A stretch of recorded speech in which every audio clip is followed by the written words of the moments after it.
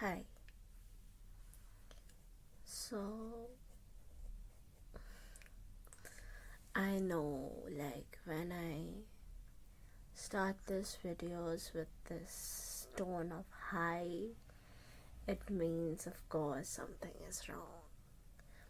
And yes, there is something wrong because for a really long time it has been it has been a month now that I have not been feeling myself again. And I know that my depression is back, and I know that I am not doing so well. I'm not doing well at all. At all. And the point of making this video is to get clarity.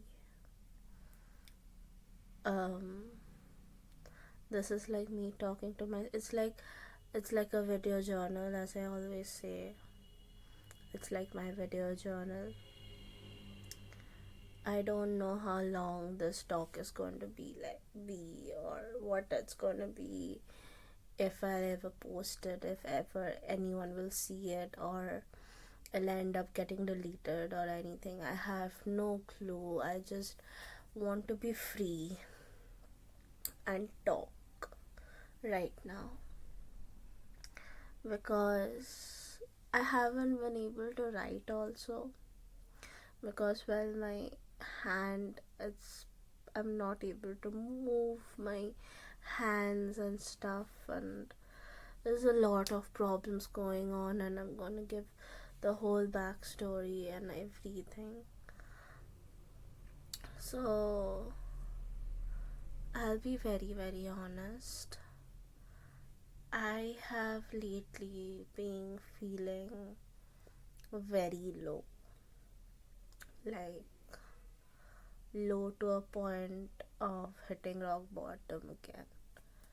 um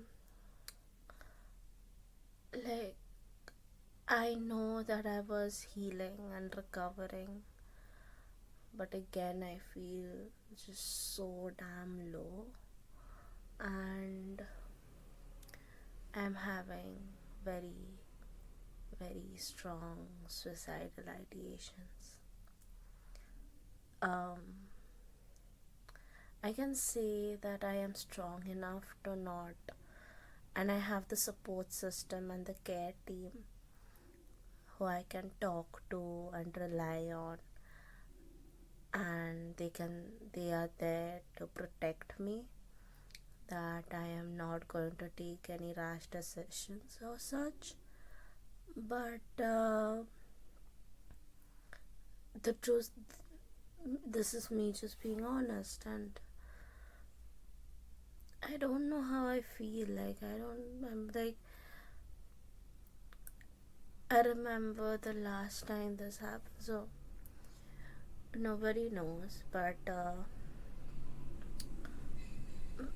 people know, close people to me know. Uh, I had I have attempted suicide about 7 times.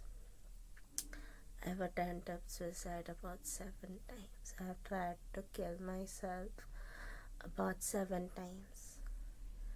Um, First suicide attempt was when I was what 11, 12 years old. Next was when I was 13.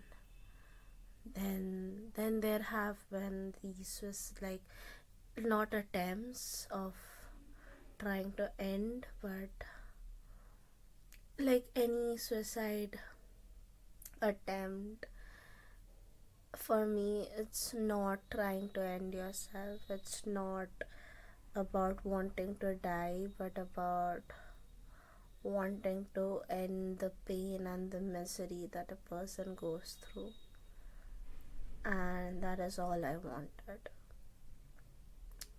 So in 2019, that was no so in 2016, 17, I remember I was in 8th grade, and that was one of the worst. That was my first bad suicide attempt that ended me in the ICU.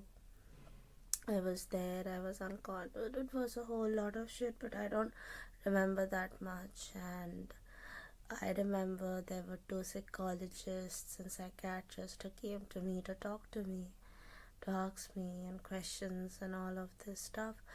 And I just denied that something happened. They just thought that I had a asthma attack, and I was dehydrated because I didn't eat anything for 2 days straight. I didn't drink anything for 2 days straight.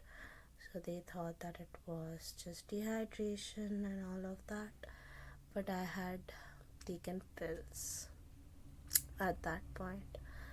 And yeah, and then that happened. A lot of changes happened. I was diagnosed clinically depressed at that point. And yeah, there were changes taking place. I changed my school, I changed the environment around me and everything. But it came back again in 2019, and it was very bad this time, and it was something very different, because that was the time I started experiencing hallucinations also. I started experiencing hallucinations, and I started getting paranoid, and there was like a lot of stuff, and I was not understanding anything that was happening, like no clue of what was going on with me. And so I had so my grandfather used to take sleeping pills, and I used to steal his sleeping pills and medicines, and I took I'm not going to, I know it is not right to say all of this, but so I took certain amount, and that made me, I remember taking like one for the first time, and I just slept for the whole day, and it felt such a relief because I didn't have to go through all of that, like the uncertainty in life and that anxiety and everything.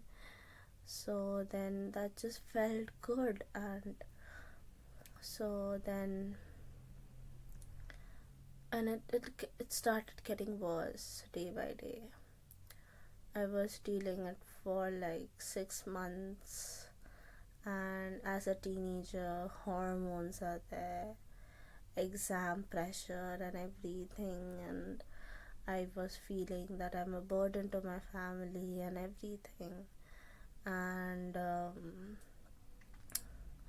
all of like I didn't know, like I at that point I didn't have the awareness that I have now. And I knew it was depression. I knew it because I was diagnosed with depression, but I didn't know, I didn't have the awareness about it. And I thought that if I tell anyone about what this shit is happening with me, people will think that I'm crazy. And I did try to share it with certain people, but the reactions I got were even worse, so that shut me down. And so I just shut myself down. I didn't talk about what was going on or what I was experiencing, and that escalated. And one day I took a amount of pills, and I was out. I was completely out, and then they somehow got. I was not. It was not that bad. This was nobody knew that I had done something of that sort. There were no notes or anything. Nothing. This was just very random. Not random. It was like something had happened, and I just did it because I had it in stock. And then they took me to the emergency. um so I so because of anxiety I was getting like, and before that for like about 6-7 months I was having a lot of physical pain, stomach pains, vomiting, heart, chest pains, and all of those were signs of anxiety and depression. But nobody really knew because they thought it was like, flu or some of that. They never thought that it was anxiety or depression. And people normally don't think that, that mental health and physical health is related in that way, that the mind and body is related in that way. So that happened, and they took me to the emergency. And I said, so when I got a little bit of consciousness back that day, um I was telling that my chest is paining. So they took me to the emergency to get a ECG, I think, to get a ECG. And then the attendee who was there, she asked that if she has like taken some medication or something. And my mother denied. My mother was like, no, no, no, she doesn't take any medication. And I was getting my consciousness back, and I didn't tell anyone. At that point also, they couldn't detect at that point also that something was wrong. So my heart and everything was okay. Of course, my pulse rate was a little low and everything, because I've taken so much medication. Then I was certain that, then I came to a point of a certainty that yes. Before that, there was another period. Then there was the second stage where it was a 60 days plan. I think 30 or 60-day plan, where I am going to. I thought that I'll whatever happens throughout the day, I will pick out the thing that makes me happy, the littlest thing that makes me happy, and I'm going to focus on that. So I used to, day 1, day 2, day 3, I used to write. I have it here, like I was going through it. I have it here, like I used to write down like day 1, not really a good day, tried to be okay and be happy, but wasn't really that happy. Reading out, this is 24th 6th 19. So I used to do, that was a plan that I'm gonna try doing that, because I read somewhere that if you do something for 21 days it becomes a habit. So I tried being happy for 21 days to make it a habit, but that didn't work out, and now I knew that this is something really fucked up. So then so I collapsed, and after that everything just stopped making sense. Like I had no hope left, nothing. And I was self-harming at that point and everything. And at that point I was certain that, yeah, I want to I don't want to live like this anymore. It was like, at that point it was like, I don't want to live, I just don't want to live. After now I can say that it was more of escaping the pain I was feeling at that point, than actually wanting to die. But yeah, at that moment I just wanted to die. All I wanted was to just end the life and die. So that I saw on September 11th, I went to school. I went to school after what, a week. I was not unable to attend school and work and focus in class. It was really bad. And I attended school. There was a assembly. We performed. I performed. It was a lovely day. I met my friends. I said bye to everyone, and I hugged everyone, and I could sense that people could sense some things. They have seen, like, I was showing signs of depression. I was isolating in school, and my friends noticed that, my teachers noticed that, but I never opened up to anyone really. And then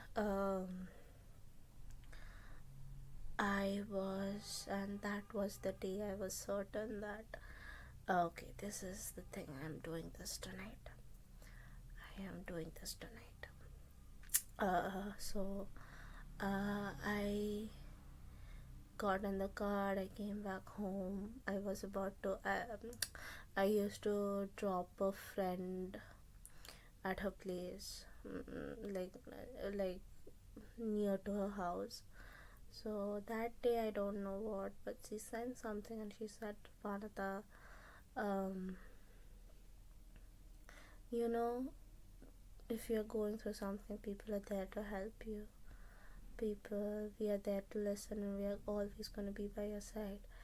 And that really, that that did make me happy. At that little, like, that last thing was that, okay, maybe people do care, but I was so into this bad dark place that nothing, just, I was numb. I was completely numb. And then I came back home. I was not eating properly for about 5 months. I really wanted to, I was craving chicken nuggets, okay? And I ordered 6 pieces of chicken nuggets. And I don't know if it was a mistake or not, but they sent me 8 chicken nuggets, and that was like, okay, we are sending you 8, so just stay, kind of like that. But I was done. I went out with my parents. I went to the Buddhist temple. There was a new puppy there. I played with the puppy. I sat and I meditated. I told Buddha that, you see, I am doing this, and you better not fuck it up. You better stick to the plan and don't do anything of your sorts. So and I came back home, ate dinner, talked to my brother. Then I came to my room and I talked to my friend, and then it was night time. Went and I went to my grandparents' room and I saw them sleep. I saw them for the last time. I saw my parents for the last time. And then I came um, to back to my room. I like I didn't know that if I should leave a letter or not. I really didn't till the last moment. But I thought that there should be an explanation. And somewhere down the line, I understood that I felt alone, but I didn't want anyone to go through the same thing that I went through. So there was this whole detailed letter and everything. So that was there, and then I did it. And then it was the worst thing I have gone through. I had made my family go through. They found me in my room about 2ish in the morning, and I was not conscious. I was not answering, nothing. But yeah, I was not dead. So they did what they had to do. And then I woke up after 3-4 days, and I was like, I felt like a zombie, and it was bad. And after that, it has been a journey until this moment. And somewhere down the line, I feel that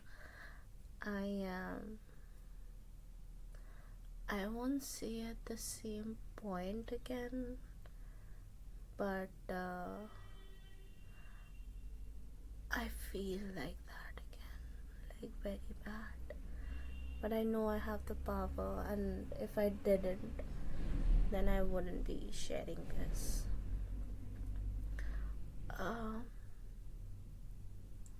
It's just hard, and it's really hard, and suicide is something I hate it when people say committed suicide. I hate it because, believe me, it's not a crime. I am not a criminal. Being suicidal is not being a criminal. Being mentally ill is not our fault. It is an illness like any other illness that we didn't have a choice of getting, but we did. And somewhere around the line, I feel there is a lot less empathy for people like us. So yeah, so to the society, dear society, I don't know, what do you think of us? Like, what do you feel that we have done wrong to not be a part, or not be given the same respect and empathy and care that we deserve? Like, I just feel really sad. I don't feel sad for me, I feel sad for you. Yeah. For a long time, I have been empathetic. I have always thought, okay, these people doesn't have awareness, these people doesn't have that and that and that. But somewhere down the line, that you guys have internet, Google, just move your asses and do some digging and have the knowledge. It's very high time that we start talking about all of this, but doesn't have to be a taboo. It doesn't really. Like, I can't even start about how many things that I have had to go through, or I am going through, and I will go through. And yeah, part of it is because of my condition and everything, but part of it, and it's just the society makes it even harder. It does, it so much does. Like, um I just, I can't, like, I don't want to die. I don't want to live like this, but I don't want to die either. So what do I want to do? I don't. Um. Yeah, just be empathetic and listen. That is what I'm gonna say for this video. I like doing this talks. I think this is the this is me being honest and opening up. And I think I can just do this because my mobility is reducing day by day. Lot of problems, and yeah, I don't know how much I'll be able to do in the near future. And this is just me trying not to get isolated. And I have this room to me. I try to do everything I can, and the time I have left, I just want to make the best of it. So that is what I'm just doing, and I'm really sorry if it's just offending, like if it's if this video offends anyone or is insensitive or it hurts, but it's just the truth from me. That's all it is. And yeah, there will be a trigger warning before the video. I should have given it before I write it while editing it. But yeah, if you, I don't care if you like it or not. I'm gonna do more of these. So yeah, I know this was all over the place, but this is just me talking my mind. That's all. So yeah, okay, bye. It's what, I don't know. It's it's 12:40, but I have to go back to studying a little, so I'm gonna talk later.